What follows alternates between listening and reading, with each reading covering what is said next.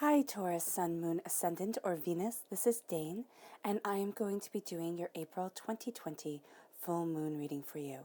Now, I ask if this reading resonates with you. Don't forget to give it a thumbs up and also to subscribe to my channel. Now, before we dive right in, I want to say that all these readings are coming from a place of love, light, and positivity to build us up instead of bringing us down during these chaotic and scary times. So I just want to start off with a message of love and light to each and every one of you. All right, so let's dive in, and I have to say I'm really excited about this moon. This is the best moon for these chaotic times. The full moon is in Libra. It brings us balance. It connects with the goddess of love, and as you guys know, Taurus, your ruling planet is Venus, and so this connection with this moon is going to be intense as we are moving forward, because the goddess that this moon brings us close to, or the energy that this moon brings us close to, is the energy of love, the goddess Venus. All right, so let's get started. I'm going to be moving your Moonology and your Queen of the Moon cards over to the side. These will be layered on top of the tarot at the end to really let Luna speak for herself, to give her a voice. And now let's see what the tarot has to say. How will Taurus be affected by the April 2020 full moon? How will Taurus be affected by the April 2020 full moon? How will Taurus be affected by the April 2020 full moon? Show me clearly, show me clearly, show me clearly, show me clearly, show me clearly.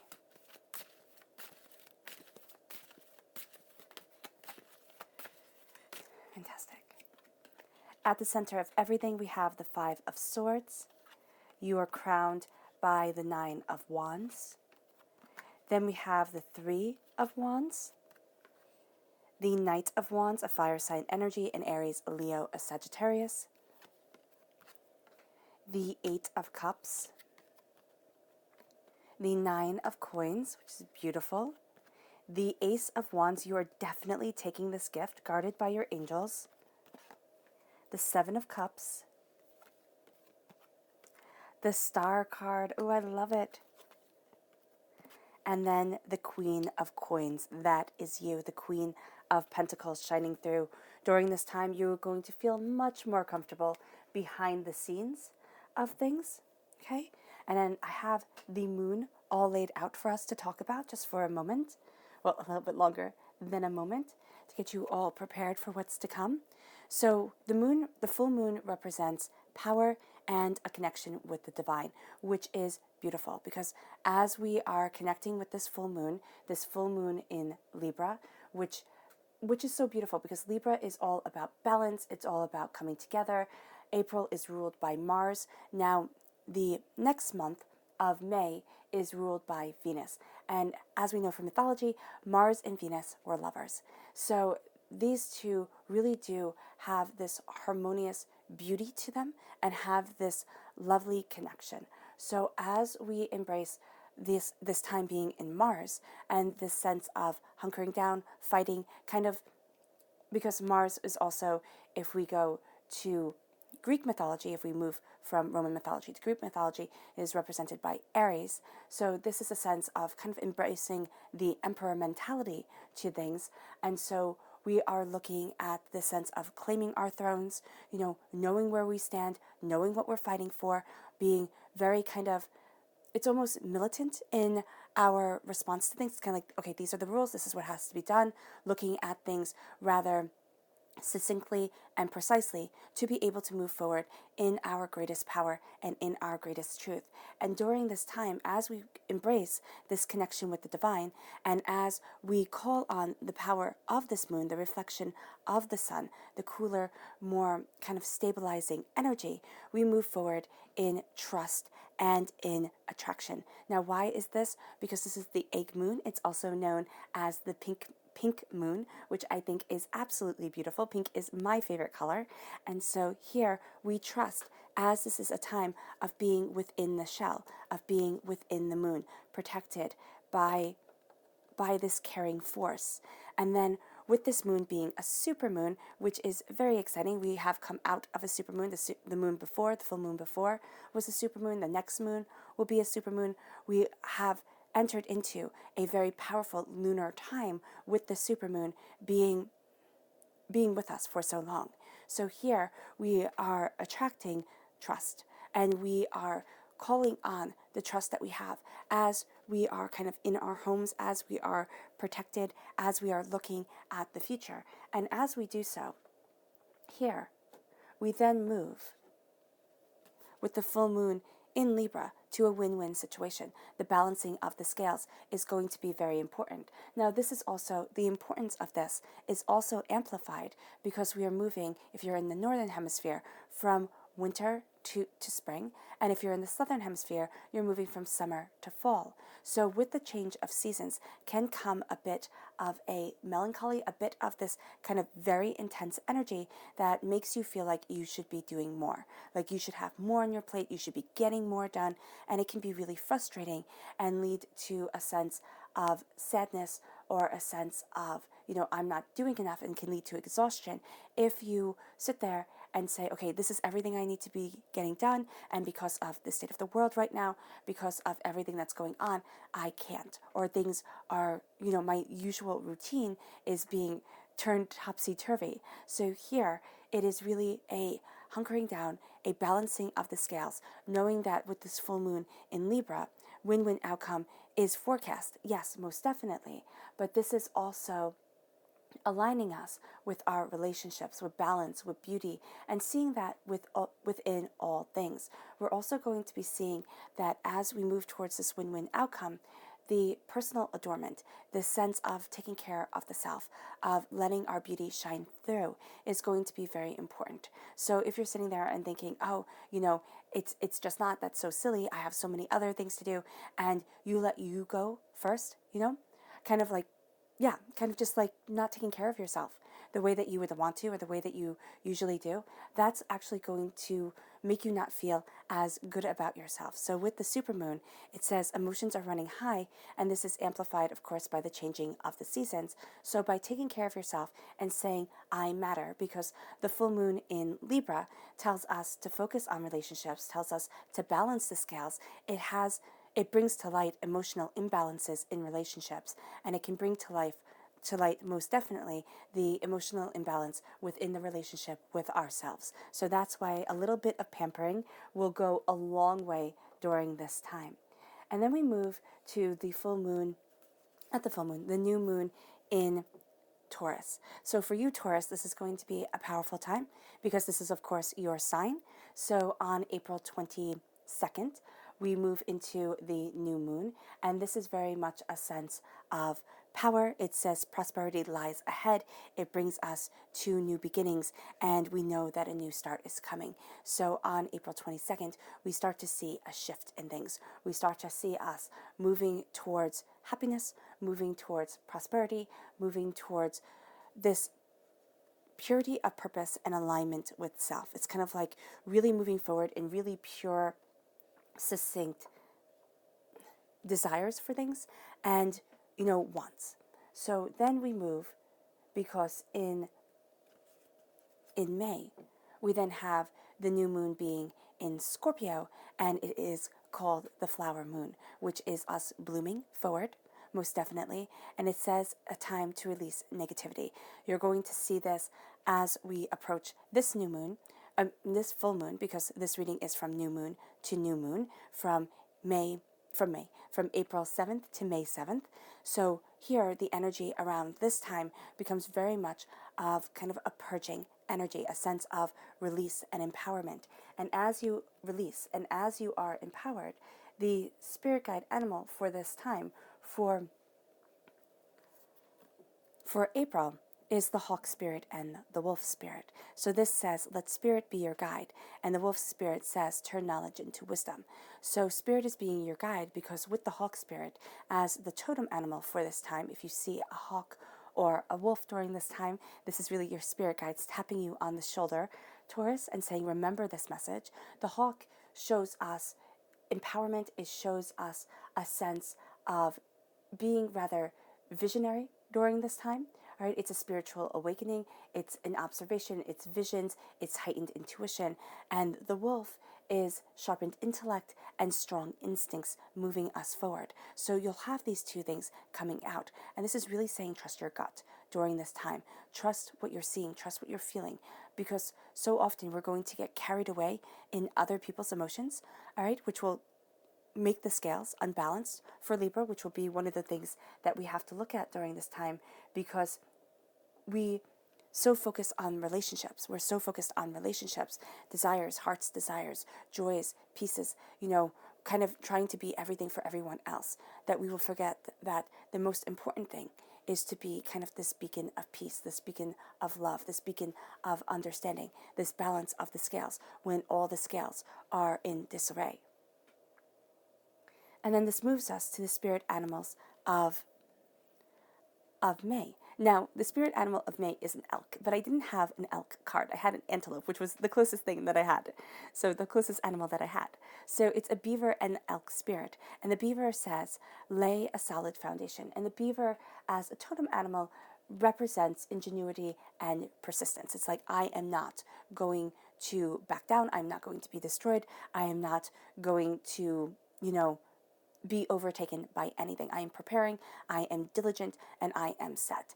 And then the elk spirit, which here we have represented by an antelope, this one says, life is speeding up, which I thought really does show what the elk spirit says, because it's one of the strongest totem animals, and it represents strength and stamina. It represents endurance and patience in relationships. So here, life is speeding up because these things are becoming so much more important and so much more prevalent in our eyes and in our life during this time. This moves us to the heart of this whole entire reading, which is the Five of Swords. Now, the Five of Swords shows that there is the sense of karmic lessons coming to the forefront. And this is where we're balancing the scales with this Libra energy.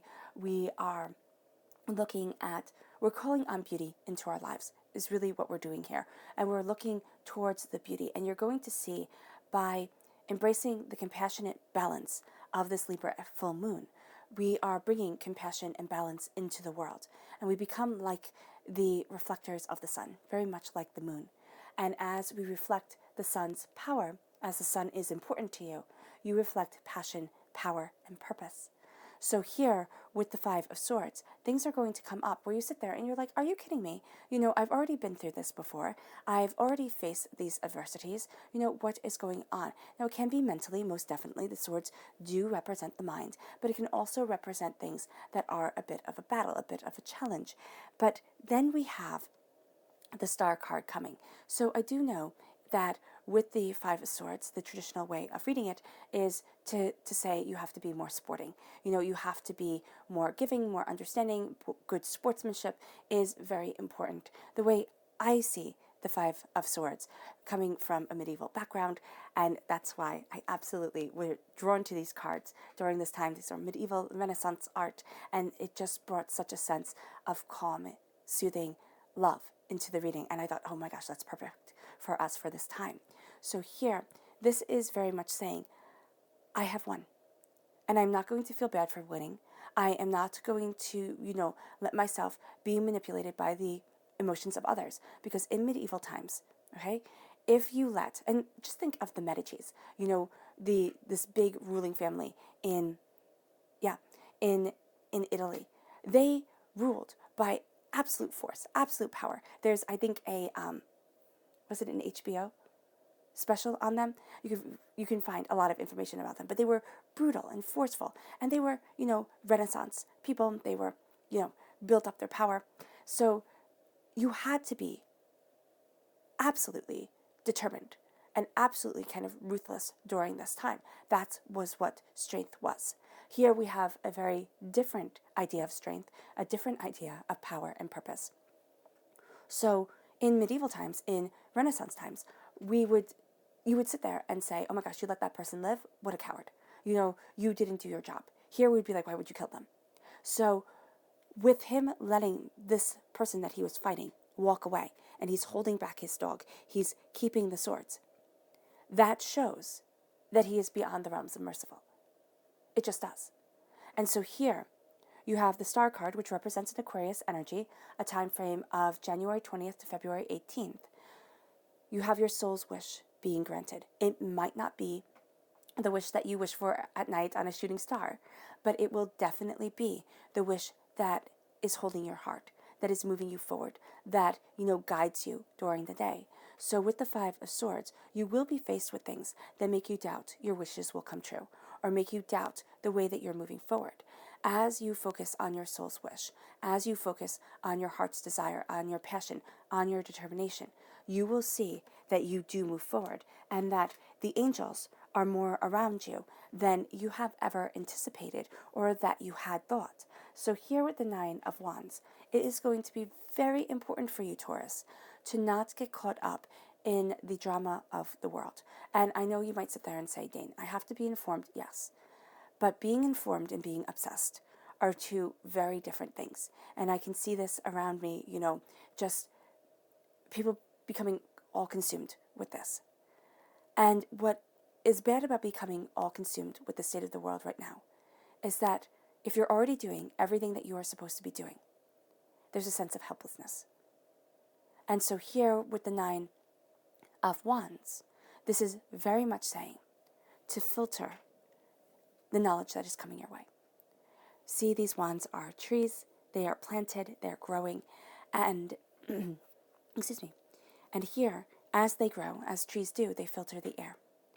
So they filter what you are taking in, what you are breathing in, what is becoming a part of you, what is energizing and moving forward your essence. So here, with you as the Nine of Wands, you're battered and you're bruised. It's been a lot, and it most definitely is a lot. So here, with the sense of knowing what you desire, knowing what you are holding onto, knowing what you are defending, you push out the rest and say, I am doing what needs to be done. I am moving forward in the way that I need to.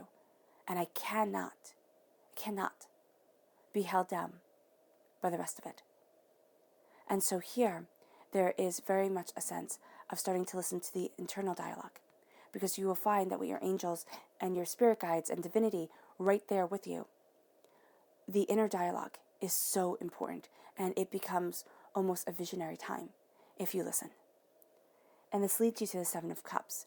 You all of a sudden see everything that needs to be done.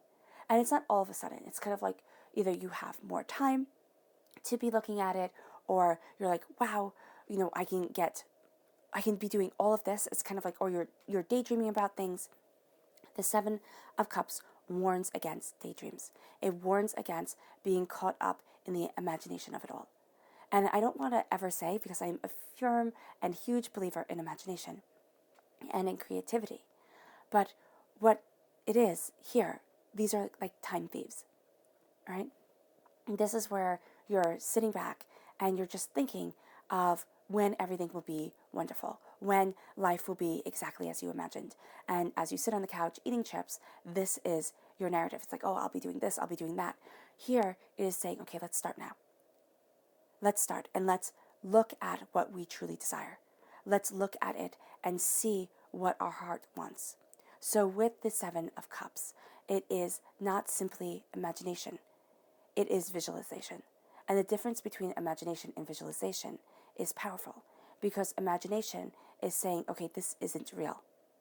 This is a hope, a dream, a wish. And visualization is saying, the one place I need to believe that I can move forward in my greatness, in my beauty, in my power, is between my ears. I need to believe it. And here, with everything kind of coming at you, you haven't been believing it fully, or you've been looking at it and doubting whether you can move forward properly, whether you can stand where it is that you want to stand. And so here, with the Seven of Cups, you are visualizing, you are taking it in, and you are being empowered. And you're seeing yourself move forward, and you're saying, okay, one thing at a time, one thing at a time, one thing at a time. And then all of a sudden, Taurus, with your determination, with your power, with your purpose, you see yourself conquering the world, because that is what you will be doing. And it's not conquering the world per se, like you are going to be the extreme ruler of it all, but it is a sense of conquering the world that you want, that little space that you are carving out for yourself, and the place that you want to live and be in. This then leads us to the Eight of Cups. You're walking away from something you once thought you would love. there's a shift, there's a change, there's a new way of looking at things. And as you walk away, you embrace yourself.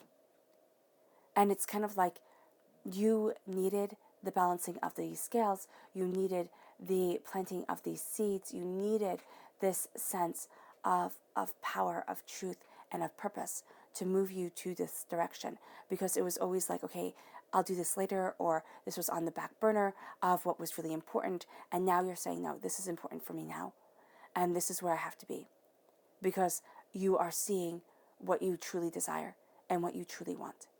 And as you do so, I mean, I just look at the Queen of Coins, and there's such a sense of peace to her. There's such a sense of beauty. And that's what you're embracing. This sense of peace, this sense of beauty, this walking away from the chaos, this sense of, oh, I'm not good enough, this sense of, I couldn't possibly, this sense of, maybe even I committed. You know, I said I was going to do this, and I'm going to do it. Either you commit it to yourself, or you commit it to somebody else, and you think, okay, walking away from it or changing tactics will be letting this person down or letting myself down. And sometimes the most freeing thing that we can do is say, this isn't working. I need to look at it anew. And then that's when you come to a situation, as in Buddhism they say, with beginner's eyes, with looking at the thing anew. But first you have to distance yourself from it. And then you start to take in your power. You start to take in your purpose and your truth. And this leads us to the Nine of Coins. The Nine of Coins is prosperity, success, abundance, beauty, power. It's seeing the bigger picture. It's taking in what you love and what you want. And it leads you to being very proactive when it comes to your career, when it comes to your passion, when it comes to what you desire.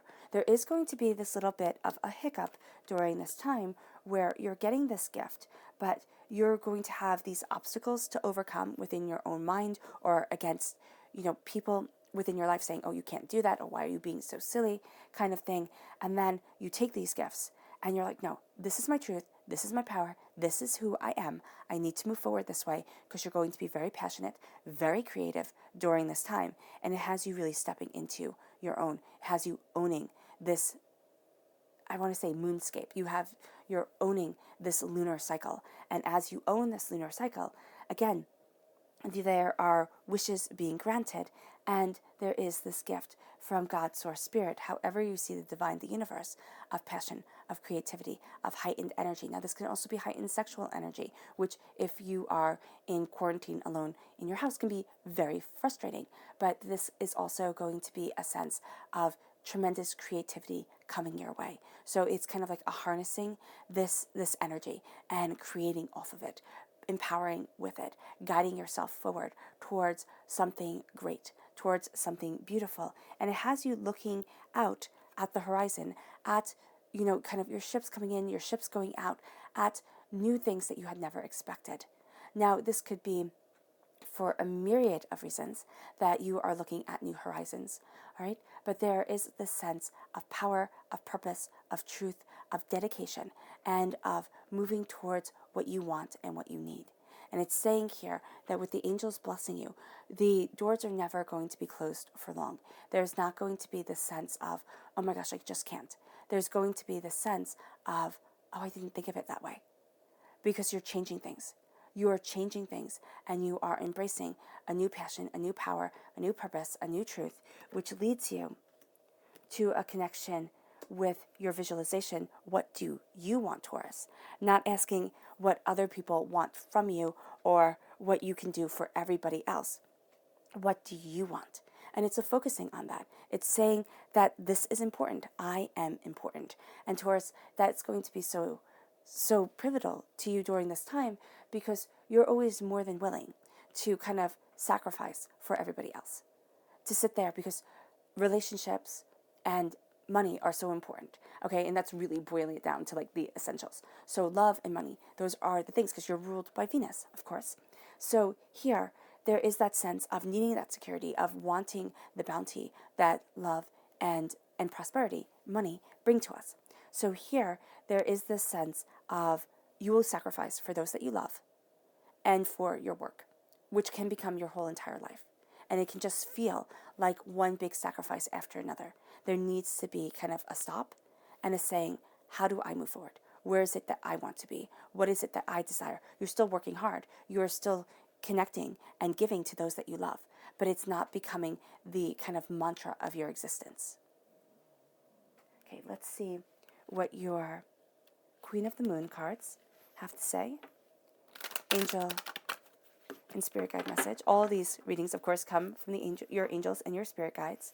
So how will Taurus be affected by the April 2020 full moon? How will Taurus be affected by the April 2020 full moon? How will Taurus be affected by the April 2020 full moon? Show me clearly, show me clearly, show me clearly.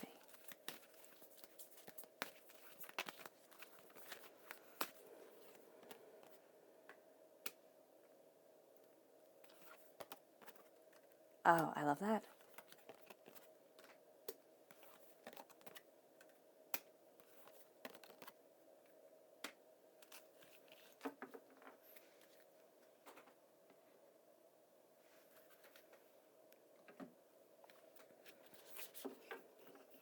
How will Taurus be affected by the April 2020 full moon? How will Taurus be affected by the April 2020 full moon?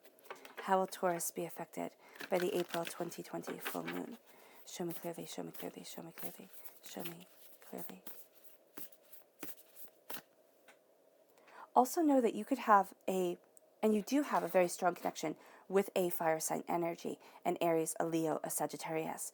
They could be granting wishes or moving you forward in a way that you hadn't expected. This person could also be ticking you off, okay? Just to kind of put it bluntly, where you think, oh wow, I'm moving forward this way, and this person's going to be like, oh no, I want you to do this, and I need you to do that. And there is going to be this time where you're like, no, I'm moving forward the way that I need to move forward. You can back off. So this is either going to be a person who you absolutely adore being with like all the time, or this is going to be a person who's getting on your last nerve, Taurus. So just to let you kind of have a heads up with that.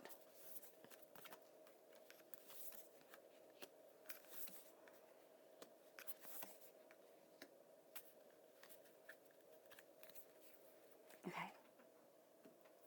So what I love at the center of everything is darkness. So with this overcoming of doubts and fears, this karmic debt, this could even be a debt within your DNA, something you've inherited from your family. This is the way it always is. This is the way we've always been. So here, there is the sense of a darkness coming over. And I see it more as a wiping clean and a looking at what you truly desire and what you want. And as you do so, the magic within you shines. And your path is lit, but not as brightly as you may want it to be at this time. It's kind of like the doubts, the fears, the apprehensions it's not silenced, it's quieted. There's going to be something here, and it can be just one day, it could be a moment where you're like, okay, I see. Okay, I know. And as you see the shift, as you see your power moving you forward, you're like, oh, I see this. I see why I stand here. I see what it is I stand for. And as you do so, you move to the full moon in Gemini, which says the answers you need are coming as your soul's wish is granted, as there is a balance and a beauty to what you want, desire, and need. So here, with the full moon in Gemini, there is the sense of, I'm also seeing kind of course, the twin mentality, two ways of moving forward, but also two aspects of yourself coming together. And the answers come as you connect with both parts of you. And it can be that you kind of keep, like, there's a very private side to you, Taurus, and you keep that kind of separate from what everybody gets to see all the time. So there's this coming together of the private and the public side of you, and it really moves you forward towards what you wish for, towards what you desire, towards what you love, towards, towards what you love, towards what guides your heart. And as this comes forward, you're seeing a balance within yourself of the spiritual and the earthly. You're seeing yourself calling on what you truly want and love from your life. And as you do so, you enter into your sovereignty. And the sovereignty, the sense of being the ruler of your destiny, comes when you say to the world, I will listen, but I will not be led by the nose. I will listen, but I am moving forward, because this can also just be, kind of the not chaos so much as, yeah, it can be chaos coming at you from family, from friends, from people who are caught up in this or in that, and they like to talk to you, Taurus. They just do. You're a great listener. You have great insight, and they'll be like, "Oh, Taurus, I'm going to lay all my, nonsense at your door. Please make it all better." And you feel battered and you feel bruised, because as much as you give, at times, and they don't even notice it or know it, but as much as you give is as much as people will take, and they don't always fill up your cup. So the thing here, and the thing that's important with the star card, is that she's at a river right here, and so she can fill up her jugs at any time and keep the flowing of insight, of information, of passion, of beauty, of spiritual energy coming. But if you don't keep your jugs full, if you do not keep your cup full, and aren't able to replenish yourself, you will feel dried out, desolate, and despairing. This then leads you to the new moon in Sagittarius. It says luck is on your side. As you're looking at what needs to be done, as you're embracing your passion and your desire, luck is on your side. It is guiding you forward in a way that you hadn't anticipated, and it's leading you to conclusions of the mind that you thought unobtainable at times. And it's also giving you clear sight. So a lot of this moon is giving you a clear-sighted sense of balance, and it then leads you to a surrender to the higher powers, a surrender to knowing that your path is known, okay? It's like it's known by your angels, it's known by your spirit guides, it's more than known by divinity. And there's just a need to trust in that knowing. And as you trust in that knowing, you surrender and you walk away and you'll find yourself walking away from what has been draining you, what has been overwhelming you. And this leads you to the full moon in Virgo, which says you are good enough. Now, I always find this to be a bit cheeky, kind of like, or a bit rude. You're good enough. It's like, oh, okay, thanks a lot. That's so nice. It's kind of like one of those backhanded compliments. But I really am seeing this as something beautiful. You are good enough. You are enough. And sometimes, Maya Angelou said that. You are enough. And it was the teaching of a prominent psychoanalyst. Okay? I can't remember his name. But it taught that we are enough. That we have everything we need to succeed, to move forward, to embrace our beauty, to embrace our power. And that's what you're seeing within you. And that is astoundingly powerful, Taurus, where you're seeing within you this power of being enough, of not having to say, oh, I'll be happy when, or, oh, I'll be worthy of this when. It's like, no, I'm worthy of it now, and I can be happy now. I can move forward in this power, in this beauty, in this truth. And then this leads us to patience, which when I was growing up, it was always called the P word, because my mother did not like it. She's like, oh my gosh, patience. But we need patience. And you need patience as you move forward. My mom would actually always pray for patience. And so when you pray for patience, you get situations thrown at you that make you patient. And she's like, never pray for patience. It's too much. So here, it just always makes me laugh. You have patience. You have yourself moving forward towards a great abyss, a great sense of wonder and joy and the world opening. And then with the 9 of coins, you have prosperity, success, bounty, a bird's eye view of things, looking at the bigger picture. So as you move forward in patience and in success, because remember, Rome wasn't built in a day, and it did not fall in a day. It took time, it took patience for something extraordinary to happen and for something, disastrous to happen.